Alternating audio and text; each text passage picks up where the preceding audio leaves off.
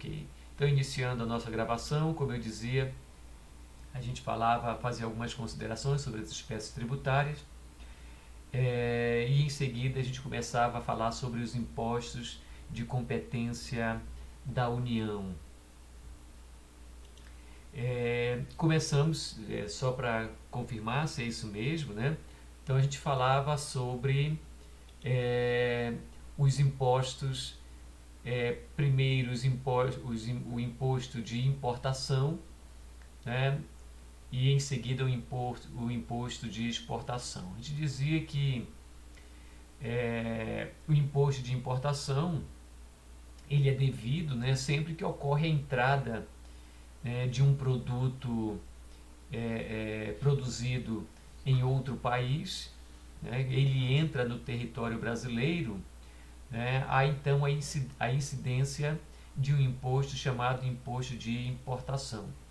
E a gente falava então que esse imposto ele tem uma alíquota, né?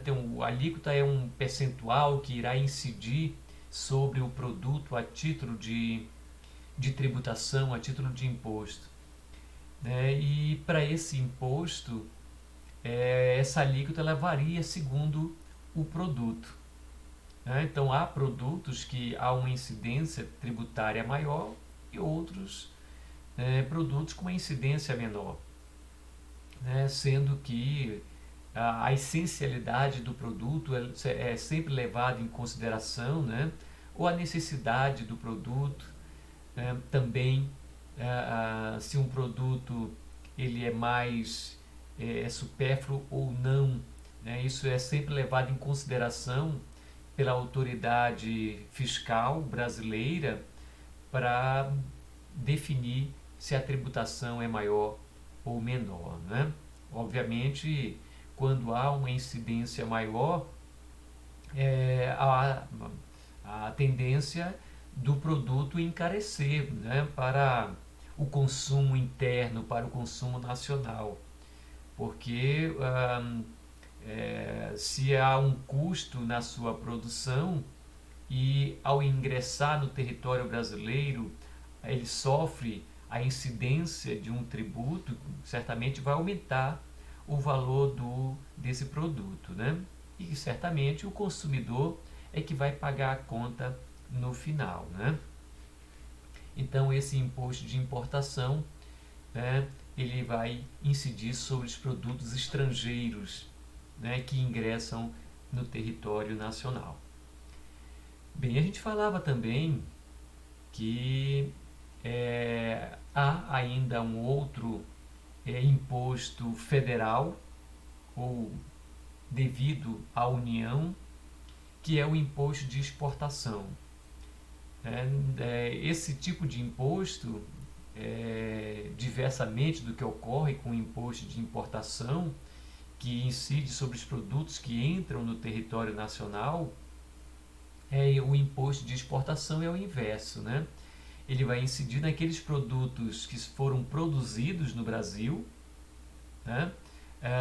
E são encaminhados para o exterior, né? Então é o chamado imposto de exportação, né? Também esse produto, aliás, esse tributo, esse imposto, ele tem uma alíquota variada, né, de acordo com o produto, né? E cabe à autoridade fiscal brasileira definir, né, qual o produto e qual também a alíquota que vai incidir sobre ele. Então há alíquotas variáveis, né?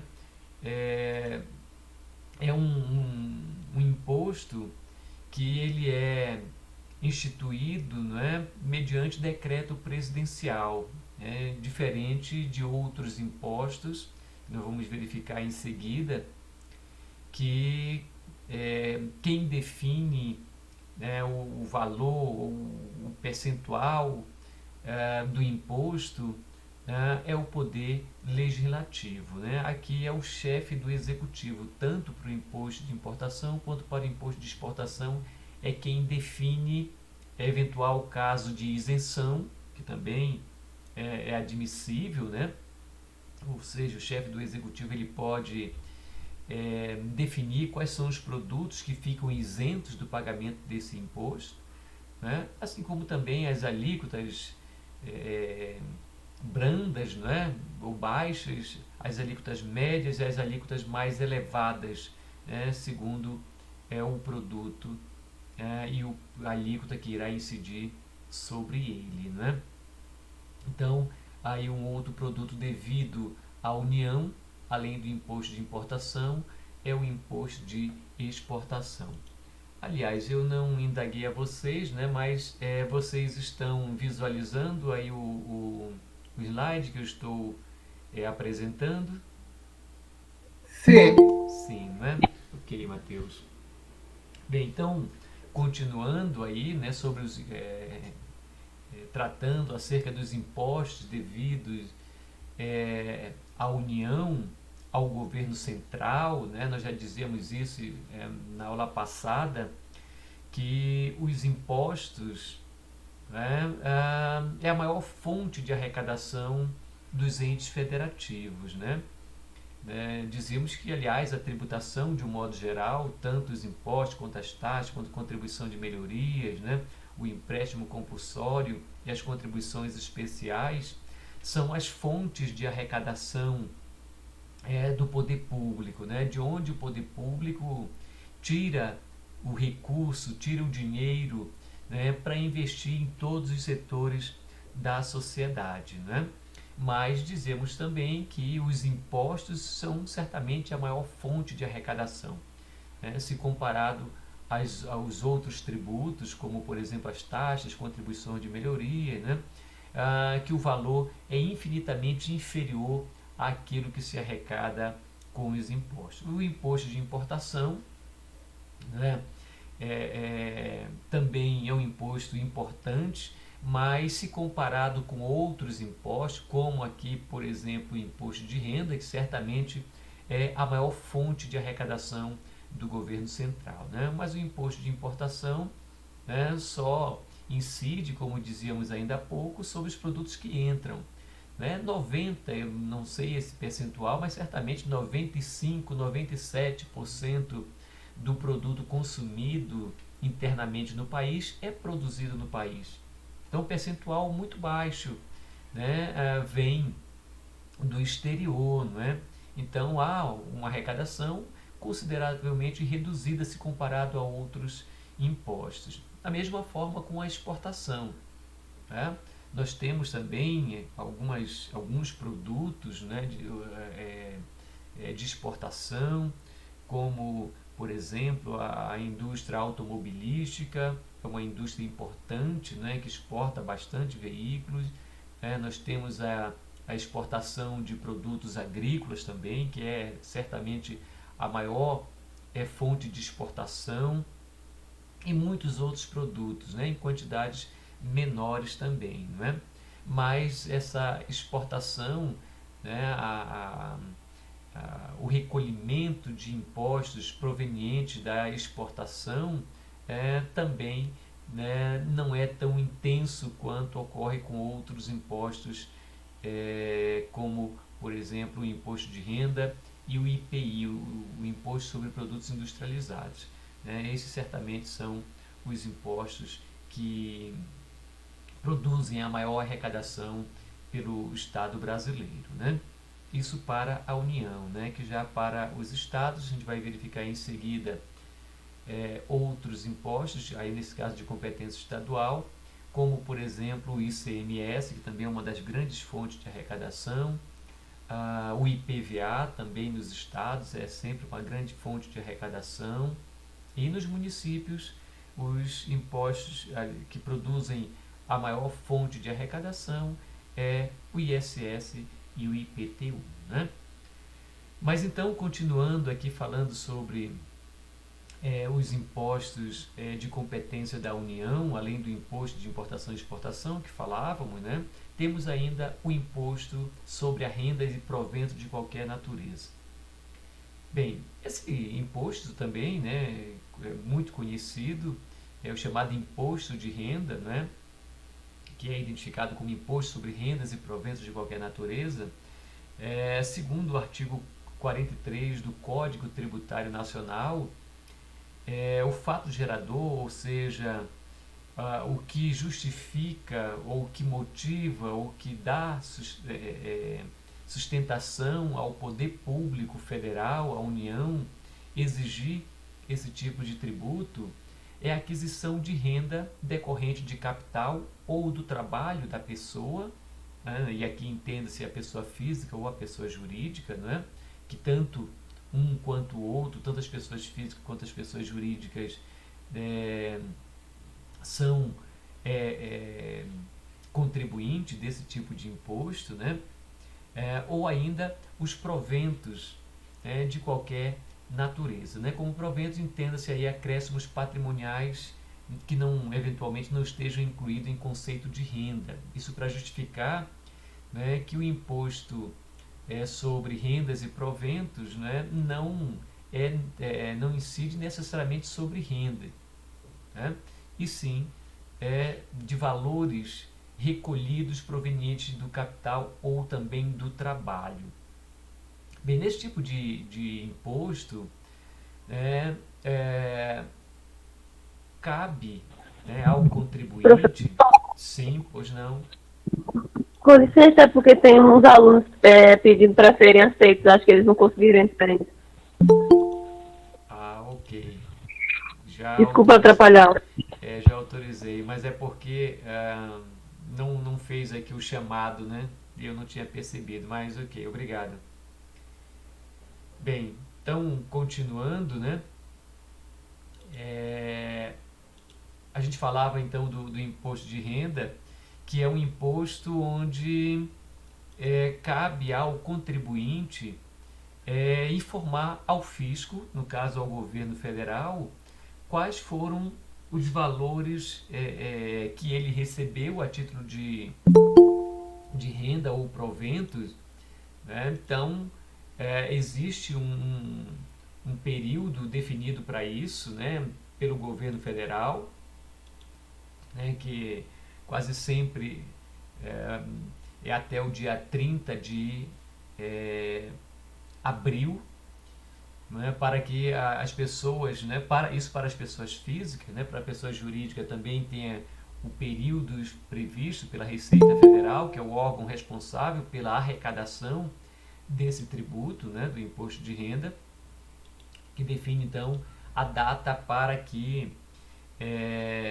as pessoas jurídicas também façam o lançamento, a comunicação à Receita Federal, ou seja, ao fisco, das rendas obtidas com a sua atividade econômica para as pessoas jurídicas ou então para as pessoas físicas, né? Quanto elas receberam a título de renda ou proventos.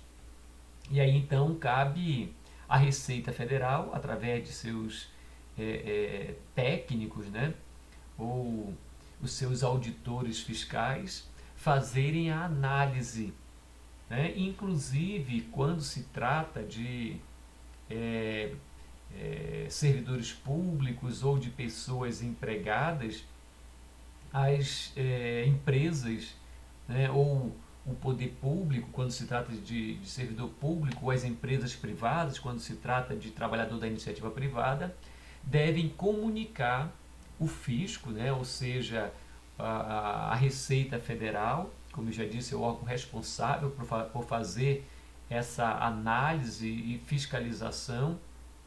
Então, é feito o comunicado de quanto essas pessoas jurídicas pagaram para o contribuinte, para o trabalhador, né? E na data definida pelo calendário tributário, né, cabe ao contribuinte dizer quando recebeu, né, quanto, aliás, quando e quanto recebeu, né, a título de renda ou proventos. E aí, como havia afirmado antes, né, o poder público vai simplesmente analisar, né, para saber se o valor que foi recolhido, né, em decorrência daquela renda, se está correto ou não. Quando há uma informação prestada pelo contribuinte que não bate com a informação prestada pela empresa, é o que se chama de cair na malha fina. As informações não estão batendo uma com as outras, né?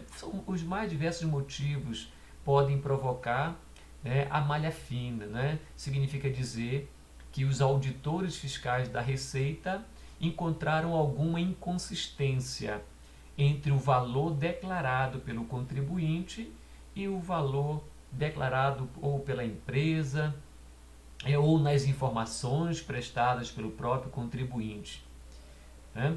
Então, o contribuinte é quem informa ao fisco o valor da renda e efetua o pagamento. Se eventualmente, como eu disse, há alguma inconsistência, os auditores fiscais irão identificar e comunicar ao contribuinte para que eles façam a correção, inclusive o pagamento de eventual diferença que possa estar ocorrendo entre o valor já recolhido e o valor que deveria ter sido pago pelo contribuinte. Isso porque, né, como eu disse ainda há pouco, quando se trata de servidor público, quando se trata de trabalhador empregado, a empresa empregadora ou o ente público, quando faz o pagamento da remuneração do trabalhador mensalmente, já tem que fazer o recolhimento do imposto de renda mensalmente, né, cujas alíquotas a gente vai já verificar em seguida, né?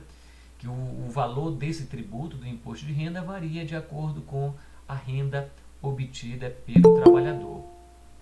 Então, quando se trata de pessoa física, né, seja servidor público ou trabalhador da iniciativa privada, quando ele recebe o salário já vem o desconto do imposto de renda.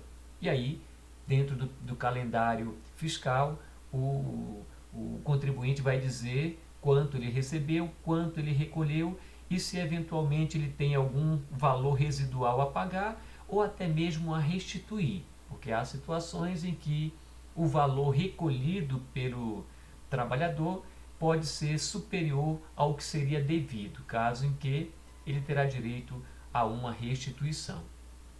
Então, o fisco realiza a fiscalização, né? O fisco, eu digo o poder público, nesse caso a União, né? E o órgão responsável da União é a Receita Federal, né? Vai dizer se homologa ou não o valor declarado pelo trabalhador.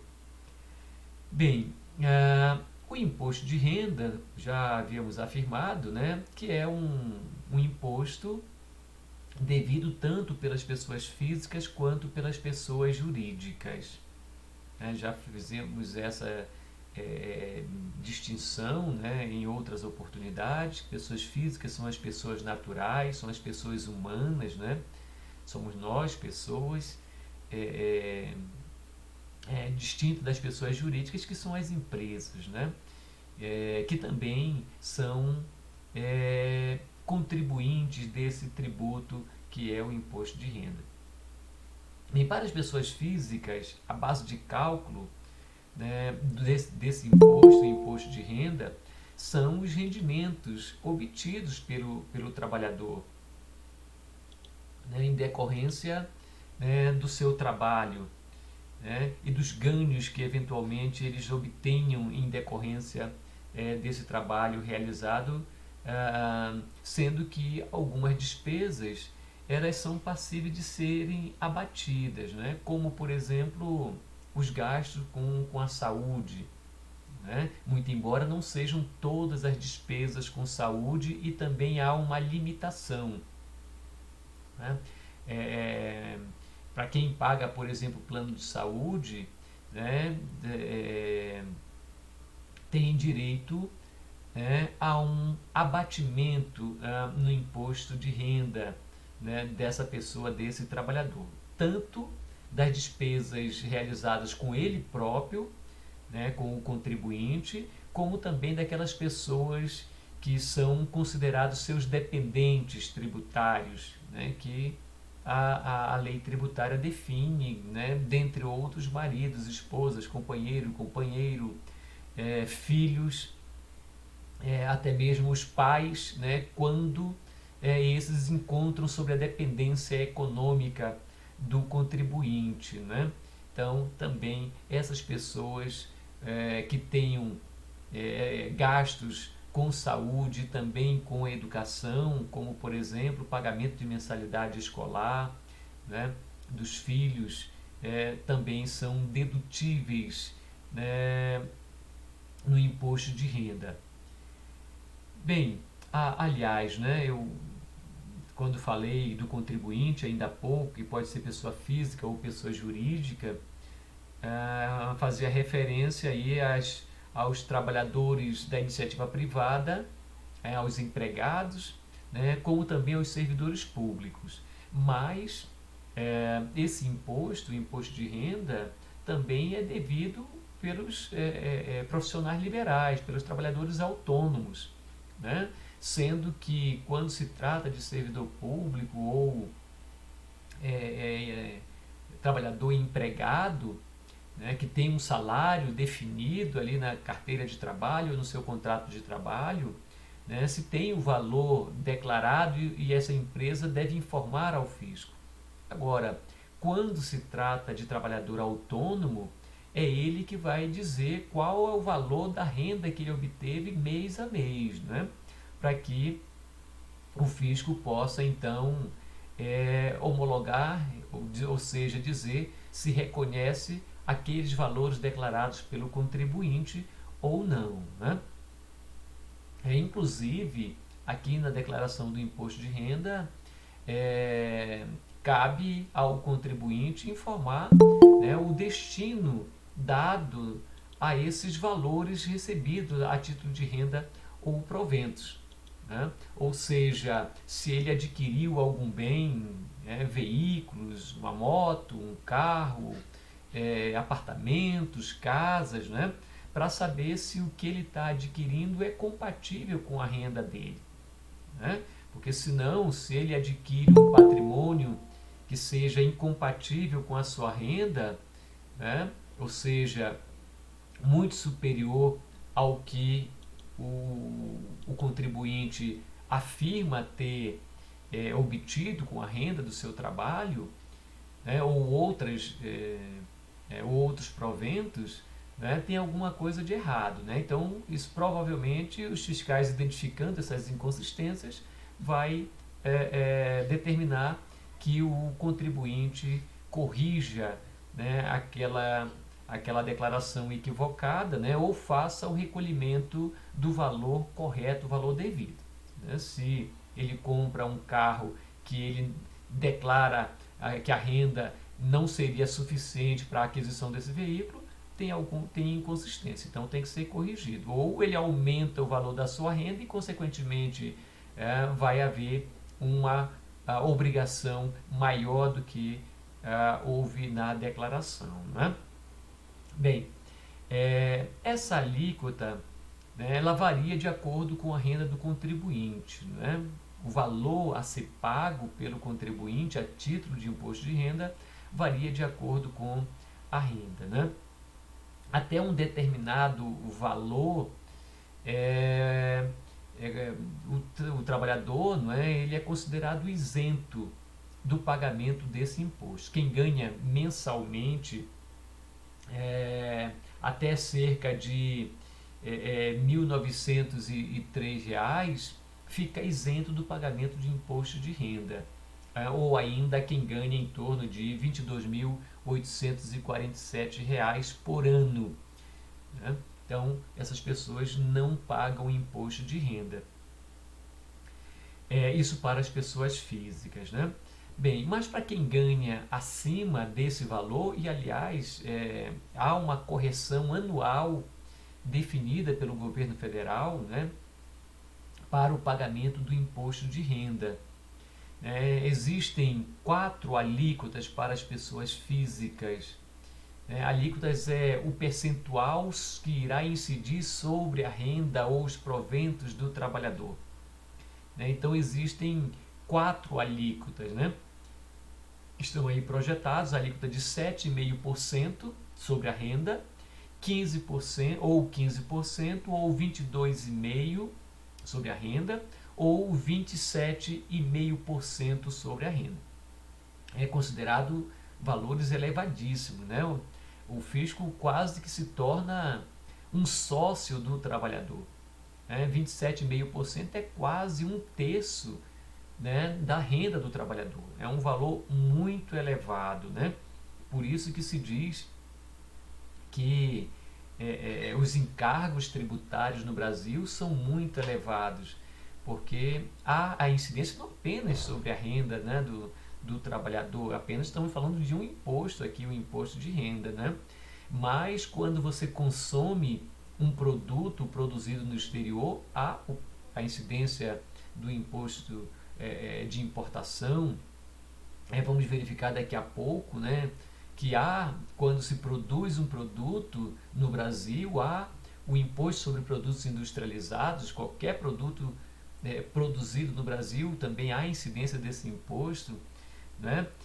Se você tem um veículo, você recolhe o imposto, chamado IPVA.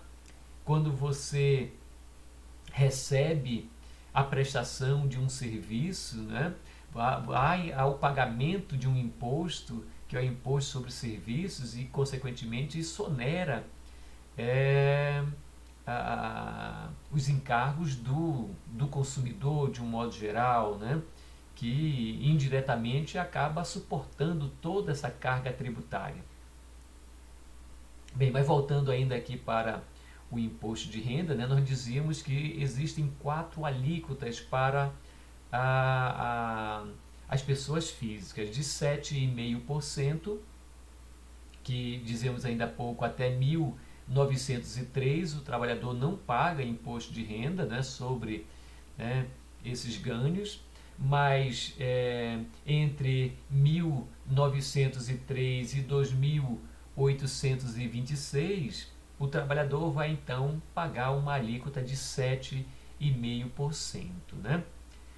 Quando o trabalhador tem uma renda que varia entre R$ 2.826 e R$ 3.751 por mês, vai então haver uma incidência, né, de 15% sobre essa renda, né? Ou seja, não sobre a renda total, né, mas sobre aquilo que incide sobre os 1.903, que há, nesse caso, isenção. Para quem ganha entre R$ 3.751 e R$ 4.664, aí, neste caso, o valor, né, do imposto de renda, né, a alíquota tributária que vai incidir sobre a renda ou os proventos do trabalhador, será então de 22,5%. E para quem ganha acima de R$ 4.664, a alíquota é então de 27,5%, né? Então, como eu disse, é um percentual considerável, né, da população brasileira, né, possui renda acima de 1.903, né? Eu estou colocando aqui esse valor de 1903 porque quando a renda do trabalhador supera essa quantia, né, está sujeito à incidência tributária, né? E obviamente, né, tem pessoas que têm renda muito superior a 4 mil, a 10 mil, a 20 mil, a 50 mil, a 100 mil, a 200, a 300 mil, a quem ganhe mensalmente, né? Então, e um percentual elevadíssimo da população brasileira, né, tem renda acima de 1.903. E toda essa população, né, deve pagar o imposto de renda. Eu digo deve pagar porque afirmo mais uma vez que quando se trata de empregados na iniciativa privada ou servidor público, o desconto já vem na folha de pagamento, né? No próprio contra-cheque já vem lá, inclusive, já que as empresas têm que efetuar o desconto, nem passa pelo trabalhador, né? A empresa, o órgão público, efetua o desconto e repassa o valor do encargo tributário diretamente para o fisco federal, né? Agora, quando se trata de profissionais liberais, autônomos, né, quando emitem as notas fiscais, devem indicar, né, o serviço prestado e o valor para que o fisco tenha controle. Para aqueles trabalhadores que não emitem as notas dos serviços prestados, né, aí, obviamente, deve ser declarado o valor cobrado pelo serviço, né, ou então o que se caracteriza um crime tributário, né, de sonegação de imposto de renda. Mas, como eu disse antes, o imposto de renda é um imposto lançado por homologação, é o contribuinte que vai informar. Então, mais uma vez, quando se trata de um empregado ou um servidor público, né, não tem o que fazer, já que o empregador vai dizer quanto pagou e já vai recolher o imposto que incide sobre aquela renda. Agora, quando se trata de profissional liberal ou autônomo, é o profissional que deve declarar. E deve declarar o que de fato ele recebeu, sob pena de caracterizar, então, o crime de sonegação fiscal.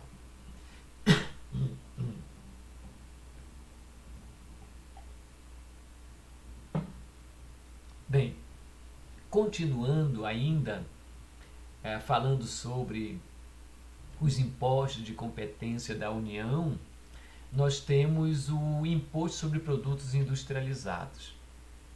Bem, esse imposto, também chamado de IPI, né, que é Imposto sobre Produtos Industrializados, ele incide sobre a industrialização de produtos no território nacional. Essa industrialização significa transformar um produto em outro, fazer a montagem, que você pode comprar determinados produtos, você compra insumos, né, que seriam peças em plástico, por exemplo, e circuito eletrônico para montar um computador, para montar uma televisão, por exemplo, né? Nós temos então ali um produto sendo industrializado. Nós temos inúmeras peças, né? A porta, temos o motor do carro, temos os pneus. Então, quando você faz essa montagem, a empresa, ou no caso, a indústria automobilística, quando ela compra pneu de uma empresa que fabrica pneu, vamos imaginar uma Goodyear, né, da vida, uma Firestone, por exemplo, que produz o pneu, né, aí ela compra um motor, né, de uma outra empresa e ela compra outros equipamentos, compra couro, né, das empresas que trabalham com o couro e assim sucessivamente. Então elas vão reunir todas essas peças para montar o produto, o veículo. Da mesma forma, as empresas que trabalham com equipamentos eletrônicos, que vão comprar insumos de várias empresas, né, para produzir aquela máquina, aquele computador e assim sucessivamente com inúmeros outros produtos. Com quem trabalha com móveis, compra madeira de compra outros equipamentos, puxador de outros e ferros quando há necessidade de usar na produção, né, daquele armário, daquele guarda-roupa, por exemplo, né?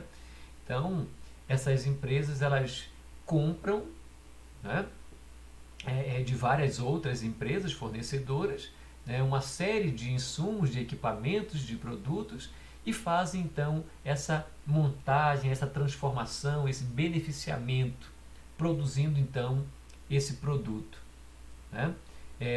Então, sobre esse produto agora já transformado, já montado, já beneficiado ou industrializado, né, quando essa empresa que fez essa transformação vai vender para um comerciante, quase sempre, né, a indústria vende para o distribuidor, algumas vezes, ou para o distribuidor ou diretamente para o comerciante. Então, vai haver o pagamento do chamado IPI sobre esse produto. Então,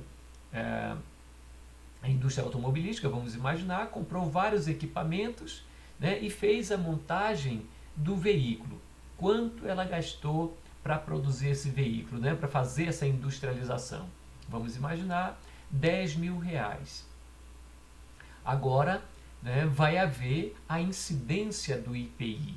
Então, quando ela vender para o distribuidor, quando ela vender para o comerciante, né, vai pagar, o comerciante vai pagar os R$ 10.000 da produção e, obviamente, vai pagar mais o valor do IPI, né, e vai aumentar. Então, vamos já verificar que o IPI, né, existem produtos que até são isentos do pagamento, né, enquanto que outros produtos têm alíquotas elevadas, né, de 5%, de 10%, de 20%, chega a ter produtos com incidência de até 300%, 3 vezes mais. Né? Produtos, vamos imaginar, que custou R$ 1, né, e paga o IPI de 300%. Então ele vai sair para o distribuidor, para o comerciante, a R$ 3, ou seja, um valor que vai, uma alíquota que vai encarecer consideravelmente, vai triplicar o valor do produto. E obviamente que quem paga o preço, né, desse encargo tributário é quem vai consumir o produto. Que, aliás, antes, vamos verificar que esse mesmo produto que está sendo industrializado, que há essa incidência tributária que vai encarecer o produto, ainda sofre a incidência de outros impostos, né? Como, por exemplo, o ICMS, né? E outros produtos, dependendo, né? Haverá incidência também de outros impostos, que, como disse, vamos já verificar em seguida. Né? Então, esse imposto chamado de IPI, Imposto sobre Produtos Industrializados, é um imposto federal, devido à União, portanto, né? Que incide sobre a industrialização de produtos no território nacional, ou ainda quando esse produto é importado. Nós falávamos na aula passada e hoje ainda fizemos algumas considerações sobre o imposto de importação. Então, para que não cause prejuízo à indústria nacional, né, aqueles produtos que são produzidos no exterior, né, quando eles entram no Brasil, além de pagar o imposto de importação, que nós já falávamos ainda há pouco, falávamos na aula passada, também haverá a incidência do IPI. Né? Então, isso quando produzido no exterior. Né? Haverá a incidência do imposto de importação e também do imposto sobre produtos industrializados. Agora, se ele é produzido no Brasil, obviamente que haverá a incidência somente do imposto sobre produtos industrializados. Não impede, entretanto, que determinados insumos para a fabricação de alguns produtos aqui pela indústria nacional, pela indústria brasileira, né, sejam produzidos no exterior. Né? Então vamos imaginar que, vamos agora mudar o exemplo, falei ainda há pouco da indústria automobilística, mas vamos agora voltar para dar o exemplo da indústria de eletrônico, no caso, em especial de eletrônico, de computador, de celular, de televisão, por exemplo, onde parte dos insumos utilizados para a fabricação ou a industrialização desses equipamentos são produzidos no exterior. Muitos desses insumos, né, que são chips, né, e outros produtos, né, de alta tecnologia, por exemplo, que ainda não tem uma produção interna, uma produção nacional, eles são importados. Então, sobre esses produtos, né, haverá lá a incidência do imposto de importação E quando eles são transformados, industrializados, montados pela indústria nacional, pela indústria brasileira, aí neste caso também haverá a incidência do imposto sobre produtos industrializados. Bem, quem é que vai pagar esse imposto, né? O contribuinte deve ser o industrial, aquele que produz o produto que está sendo transformado, montado, beneficiado. Mas, quando se trata de um produto produzido no exterior, que além de pagar o imposto de importação, dizíamos ainda há pouco, também há incidência do IPI, do Imposto sobre Produtos Industrializados, é o importador. Neste caso, o importador ele não está produzindo, ele não está industrializando. Ele simplesmente comprou um produto no exterior, né, trouxe para usar, para consumir esse produto no Brasil, e além de pagar o imposto de importação, ele vai pagar também o IPI. Ainda que, mais uma vez, afirmando, ainda que o produto não tenha sido produzido no Brasil. Bem, a base de cálculo desse imposto, o IPI, é o preço da venda do produto. Citei ainda há pouco, né? Bem, quanto é que se gasta para produzir o carro, quanto se gasta para produzir uma televisão, quanto se gasta para produzir uma bicicleta, quanto se gasta para produzir um sofá, quanto se gasta para produzir um liquidificador, quanto se gasta para produzir qualquer produto. Né? Então, esse valor servirá como base de cálculo para que haja incidência desse imposto chamado de IPI. Gastou, foi uma bicicleta. Quanto a indústria gastou para produzir essa bicicleta? Gastou R$500. Então, a alíquota, o percentual do imposto que essa indústria vai pagar por ter produzido aquela bicicleta vai ser de tantos por cento sobre aqueles R$500. Bem, aqui é diferente do que ocorre com o imposto de renda, que nós falamos ainda há pouco, que até 1903 há isenção do imposto de renda. E a partir daí temos 4 faixas, ou 4 alíquotas, que é de 7,5%, a de 15%, 22,5% e 27,5%. Aqui, para o IPI, também há produtos que são isentos do pagamento desse imposto, e tem produtos com taxas ou com incidência de imposto do IPI variável, com 1%, 2%, 5%, 10%, 15%, 20%, 50%, 100%, chegando até o absurdo para alguns produtos de 300%, como é o caso de cigarro, por exemplo. Cigarro, bebida alcoólica, em especial bebida alcoólica e cigarros, que tem uma incidência muito grande em função da sua um produto que inclusive provoca despesa para o poder público, quem consome alguns tipos de produtos, como por exemplo o cigarro. Então, para desestimular o consumo, o poder público aumenta o valor da incidência tributária, que é para fazer com que as pessoas não consumam. Bem, o produto vai ficar caro, a tendência é, encarecendo o produto, é que haja um recuo no consumo. No caso do cigarro, por exemplo,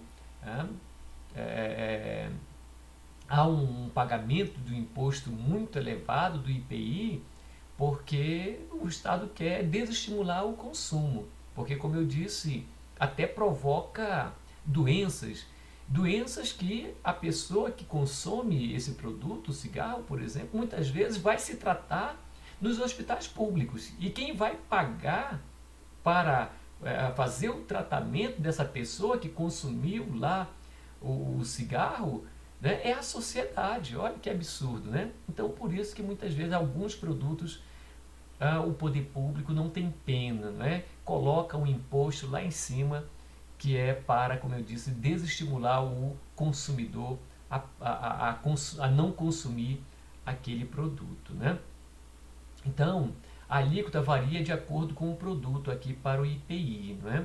Obviamente, não tem como a gente citar todos os produtos industrializados no Brasil, né, e dizer qual a incidência, né? Mas por questão de curiosidade, para quem tem interesse, né, pode fazer uma busca facilmente na internet, né, verificar qual é o produto para saber qual a alíquota a título de EPI que vai incidir sobre ele, né? Então, quanto mais essencial for o produto para a vida das pessoas, menor será o valor da alíquota, como por exemplo, medicamentos, né? Medicamentos é essencial para a saúde das pessoas, então o Estado, né, no caso a União, vai cobrar para alguns, inclusive, né, para alguns medicamentos, até isenta do pagamento de IPI. Né? Para outros medicamentos, cobra um percentual baixo ou muito baixo, baixíssimo, né? Enquanto que é, para um veículo, por exemplo, né, o veículo varia aí entre 10 a 30%. Quando se trata de um veículo popular, fica aí em torno de 10, 15%. Né? Quando se trata de um veículo sofisticado, né? Aí o percentual do IPI vai aumentar, né?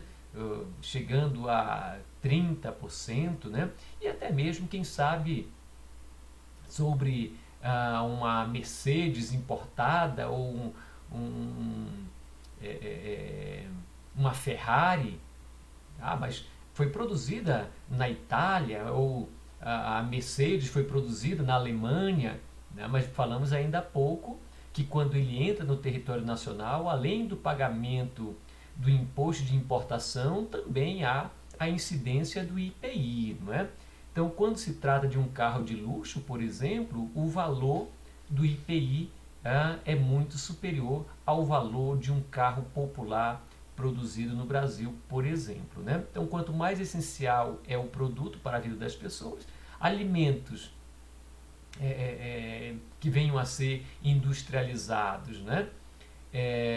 Como é para o consumo e dependendo, né, se é um alimento básico, o percentual é né, que vai incidir sobre esse produto industrializado. Mas quando é um produto que apenas pessoas que têm muito dinheiro podem consumir, como por exemplo um vinho cujo valor é elevadíssimo, uma joia, né, onde contém ouro, onde contém diamante, né, o valor, né, desse IPI certamente vai elevar, não é? Porque não é um produto supérfluo, né? Não é do consumo popular, por exemplo. Então, só quem vai consumir é quem tem dinheiro, e quem tem dinheiro pode pagar um imposto com valor maior, não é? Ou seja, com uma alíquota maior. Então, esse imposto sobre produtos industrializados, como eu disse, é mais um imposto devido à União Federal.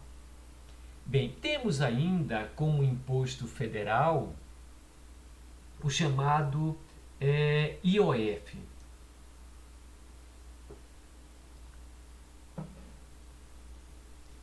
O Imposto sobre Operações de Crédito, Câmbio e Seguros, também denominado de IOF, né? Bem, esse imposto, o IOF, ele incide sobre operações de crédito, dentre outros exemplos de operação de crédito, nós temos aí os empréstimos bancários, quando alguém precisa aí de dinheiro, vai ao banco fazer o empréstimo, né, ele vai receber o valor X, né, e sobre aquele valor do empréstimo ele paga alguns encargos, dentre os quais juros, correção e mais o IOF, né, que vai incidir sobre o valor do empréstimo que ele está obtendo, né, ou então do financiamento de um veículo. Ele não tem dinheiro, quer comprar um carro, ele vai no banco e o banco financia esse carro, essa moto, esse iate, esse imóvel, né, um apartamento, a casa, seja o que for. Né? Então, sobre essa transação, esse financiamento bancário, também haverá a incidência de uma tributação. Né? Ou o crédito rotativo do cartão, quando você refinancia, você tem um cartão de crédito, né, deveria pagar aquele mês a importância de R$ 300. Não, mas eu não tenho R$ 300, eu vou apenas pagar 100, eu vou pagar 200, né? Então eu vou obter, é como se eu obtivesse um novo empréstimo daquela diferença que você não pagou. É o chamado crédito rotativo do cartão. Então ali você está obtendo novo financiamento. Então você paga o IOF sobre esse crédito rotativo, né? Ou ainda quando você adquire uma moeda estrangeira, né? Ou para fazer uma poupança, né, com a moeda mais segura, como muita gente faz, compra dólar, né? E em especial quando, né, a situação econômica mundial está oscilando muito, né, as pessoas buscam comprar ouro, comprar dólar, por exemplo, né, ou euro, né, principalmente as moedas mais fortes, né, dentre as quais o dólar americano e o euro. Né. Então, quando se faz uma aquisição de moedas estrangeiras, né, aquele que adquire também paga, né, o chamado IOF, o Imposto sobre Crédito, Câmbio e Seguros. Né? Temos ainda a incidência desse imposto, o IOF, sobre os contratos de seguro. Então, quando você faz um seguro de vida, um seguro sobre um bem, né, para assegurar um bem, né, um veículo, por exemplo, é muito comum, seguro de carros, né, seguro de imóveis, né, e também o próprio seguro de vida. Quando se faz esse contrato com uma instituição financeira, né, a União exige o pagamento de um imposto chamado IOF, que é esse que nós estamos aqui retratando. Né? Ou ainda, quando se faz operações relativas a títulos de valores mobiliários, como, por exemplo, ações de empresas. Certamente vocês já ouviram falar em bolsas de valores. Então, quando se faz essas transações com aquisição em bolsas de valores, né? Quando se compra ações nessas bolsas, por exemplo, há a incidência desse imposto chamado de IOF. Bem, aqui também, no imposto, o IOF, imposto sobre operações financeiras, não há uma alíquota X. Esse tipo de operação é tanto... né? Então, são alíquotas variáveis, depende muito, né, da operação, depende do valor envolvido na operação, tem uma série de fatores que concorrem para definir qual é a alíquota que vai ser aplicada para aquele negócio, para aquela operação. Né? Então, alíquotas, elas são, em algumas situações, são fixas, elas também podem ser variável, né, segundo a natureza da operação, ela pode ser proporcional, ela pode ser progressiva, ela pode ser regressiva. Então, são alíquotas diferenciadas de acordo com a operação realizada pelo contribuinte. Então, aí temos mais uma espécie de imposto devido à união pelo contribuinte. Né? Como eu disse, que incide sobre operações de crédito, operação de câmbio, operação de seguros ou operações relativas a títulos ou valores mobiliários. Bem, deixa eu verificar se tem aqui alguma indagação, algum questionamento no chat.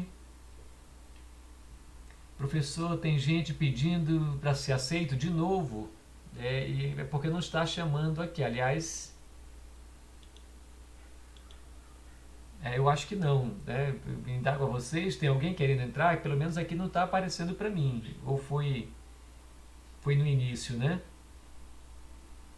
Não, professor, se foi bem no início. Ah, ok. É porque estou vendo agora aqui o chat. Né? E mais uma vez eu indago a vocês. Algum questionamento, alguma colocação? Professor, eu tenho uma dúvida. Sim, O pois que que não. é, o que que é a alíquota? A alíquota é o percentual que o contribuinte vai pagar, né, a título de um determinado imposto. A alíquota é um percentual. Vamos imaginar o imposto de renda. Nós falávamos aqui que existem quatro alíquotas. Né? A alíquota pode ser uma para quem ganha, aliás, pode ser que nem se pague o imposto de renda, não é? Para quem ganha até R$ 1.903,98, o trabalhador, não é? Ou, que ganha até esse 1.903,98, não paga nada de imposto de renda mensal.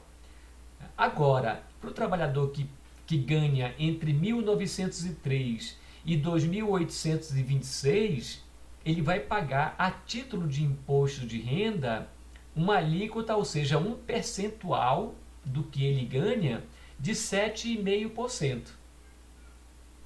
Entendeu, Matheus? Ah, o IPI, por exemplo, quando se produz um carro popular, salvo engano, está em torno aí de 10%. Então, quanto a indústria automobilística gasta para produzir um carro popular? Bem, o carro popular está em torno de 30 mil. Provavelmente a indústria gasta no máximo 10 mil reais. Né? Mas 10 mil reais, né?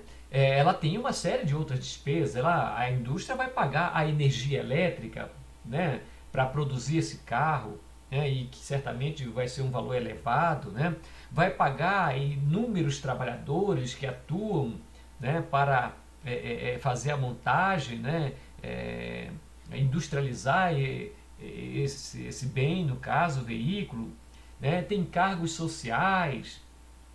Então, para que ela possa vender por 30, provavelmente ela vai ter, né, a título de encargos sociais, né, de compra de bens e equipamentos para produzir esse carro, pelo menos aí 20 mil reais, né, para que ela possa vender por 30, por exemplo. Né? Mas o IPI, o Imposto sobre Produtos Industrializados, por exemplo, vai incidir sobre o valor que a empresa gastou para produzir esse veículo. Né? Vamos imaginar 10 mil reais. Outros são encargos sociais e outras despesas. Né? Mas então ela gastou 10 mil reais. Qual é o valor da alíquota sobre produtos industrializados de um veículo popular? Produção, industrialização de um veículo popular. Né? Vamos imaginar, é 10%. Então o carro custou 10 mil, essa empresa, essa indústria vai pagar para o governo 3 mil reais. Alíquota de 10%.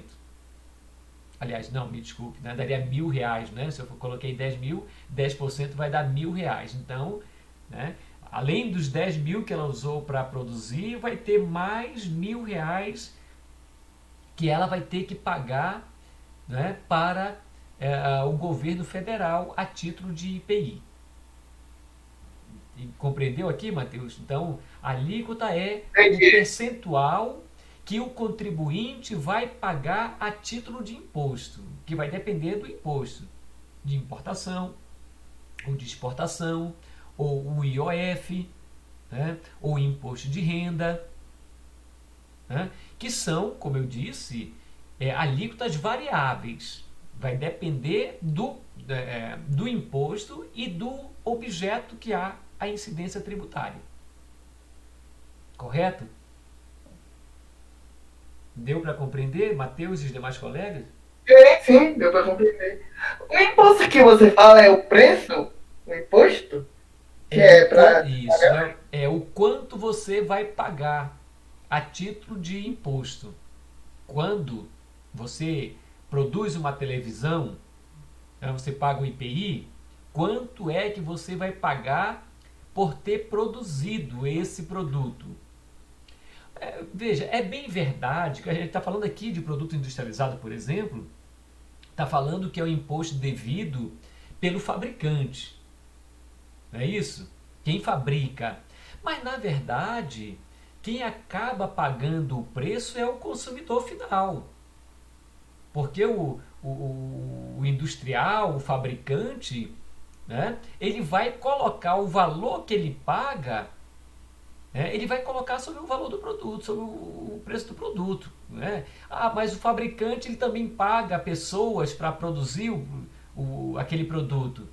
Quanto é que ele paga para produzir? A título de salário, de encargo social, de FGTS, de férias, tudo isso ele vai colocar lá no preço final do produto dele. E aí ele coloca a margem em cima.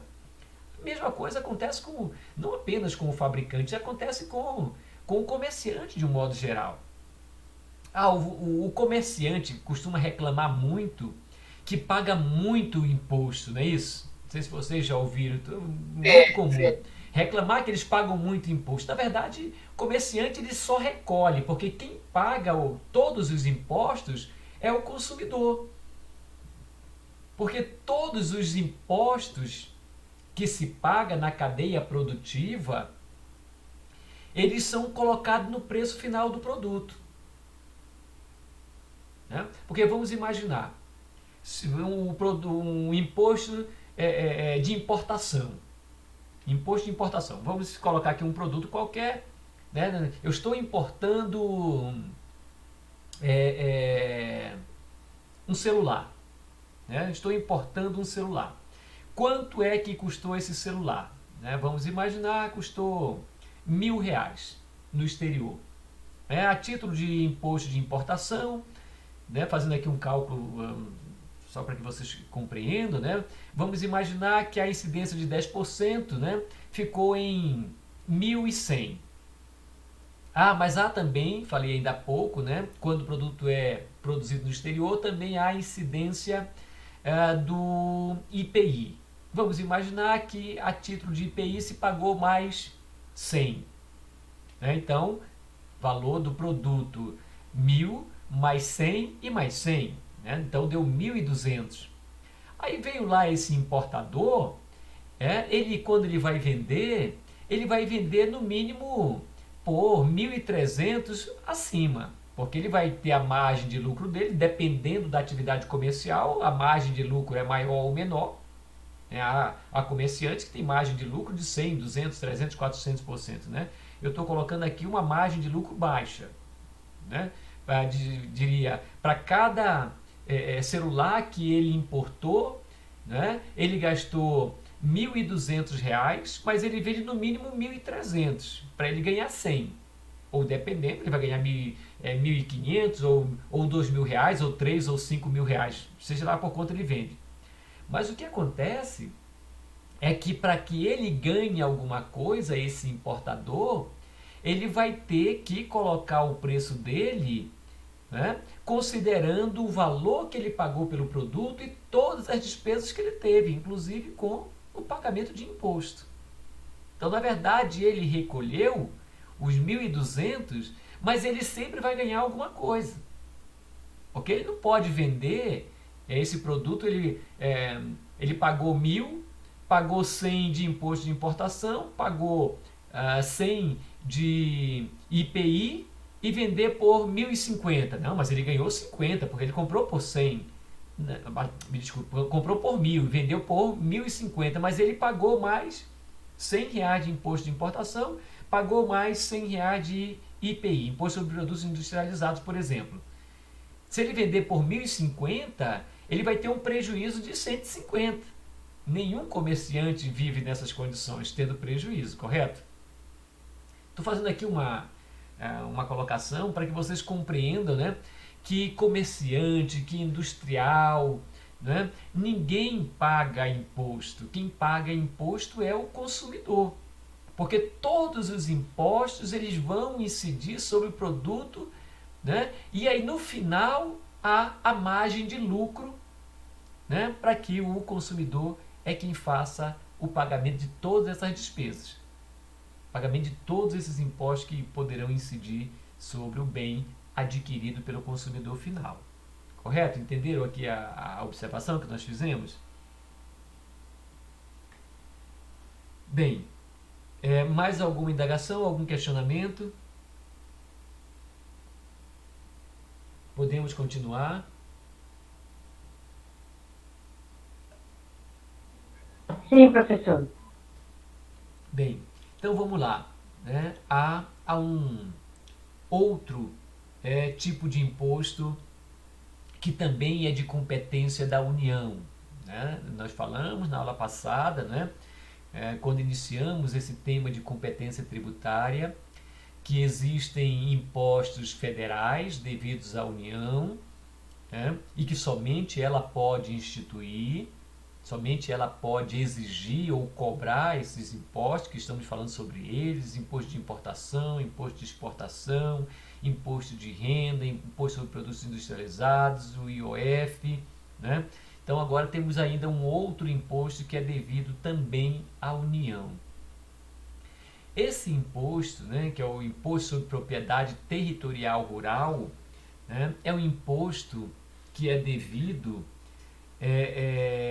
para aquele que detém o domínio, né, ou seja, aquele que é o proprietário de um imóvel rural, ou então que detenha a posse.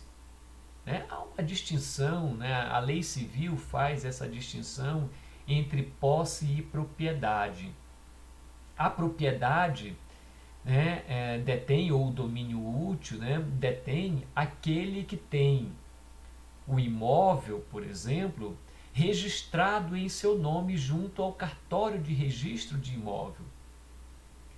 Né? Porque existem imóveis, existem casas, apartamentos, fazendas, onde a pessoa que está explorando, que detém esse imóvel, não pode fazer o registro em seu nome, porque ele não detém a propriedade, ele só tem a posse. Ele pode usar a coisa, ele pode usufruir da coisa, mas ele não pode fazer o registro desse bem junto ao cartório de registro de imóvel. Então esse ITR, Imposto sobre Propriedade Territorial Rural, né, é devido tanto por aquele que tem a propriedade, como também aquele que detém a posse de um imóvel localizado fora do perímetro urbano do município. Bem, mas qual é o perímetro urbano? Né? Porque se o bem, o imóvel, se encontra no perímetro urbano, né, a pessoa que detém o imóvel, a propriedade ou a posse, vai pagar um outro tipo de imposto, que aliás é devido a um outro ente federativo. Quando o imóvel se encontra dentro da área ou do perímetro urbano, é devido o IPTU, que é pago ao município. É um imposto devido ao município. Agora, quando o terreno, o lote, a propriedade do imóvel se encontra fora do perímetro urbano, o imposto devido é o ITR, cujo titular desse crédito é a União e não o município. Tá? Então, o contribuinte do ITR pode ser o proprietário, não importa aqui, mais uma vez, se é pessoa física ou jurídica, tanto um quanto o outro tem a obrigação tributária, a obrigação de pagar o imposto, né? Ou seja, tanto as pessoas físicas quanto as pessoas jurídicas devem pagar o imposto territorial rural devido, né, à União, né? Seja ele titular da propriedade, seja ele apenas possuidor desse imóvel. Bem, a alíquota, ou seja, o percentual que se vai pagar para a União a título de imposto, aí neste caso também é interessante fazer aqui essa observação, que é um imposto anual. Ele até pode ser parcelado ou pago em parcela única, diferente do imposto de importação, que também é pago em parcela única sempre que o produto entra no território. Então, se entrar 20 vezes um determinado produto, 20 equipamentos, 20 veículos, seja lá o que for, o objeto produzido no exterior, cada vez que entra vai ser pago o imposto que vai incidir sobre aquele bem. Aqui, anualmente é devido o imposto sobre aquele bem,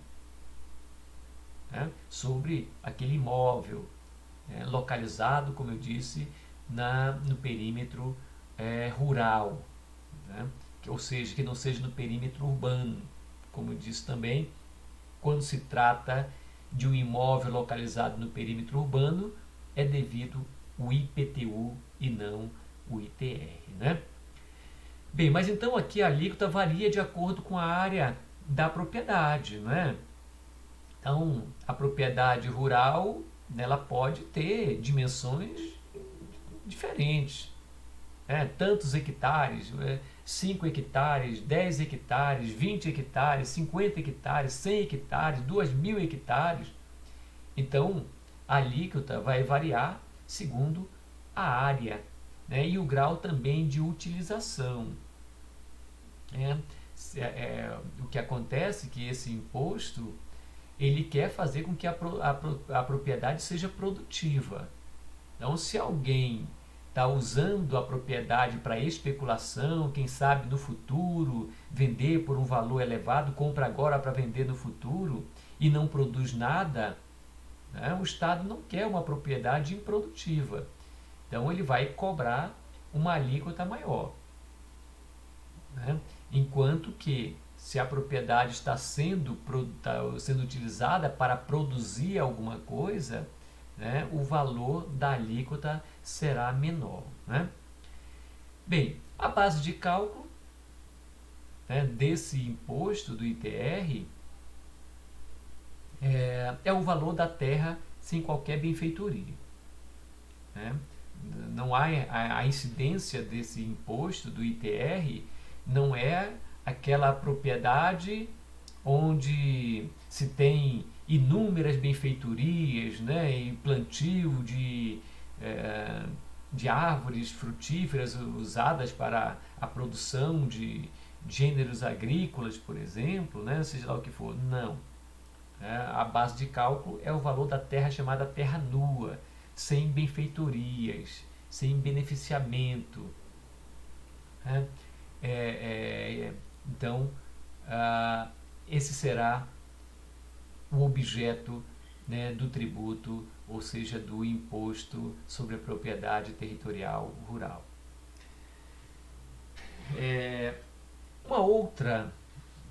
Um outro imposto também devido à União, o imposto federal, portanto, é o chamado imposto sobre grandes fortunas. Talvez também vocês já devem ter ouvido falar. Ouvido falar, na verdade, não porque a União esteja arrecadando com esse imposto sobre os grandes proprietários de bens, sobre os milionários. Não é isso, muito pelo contrário.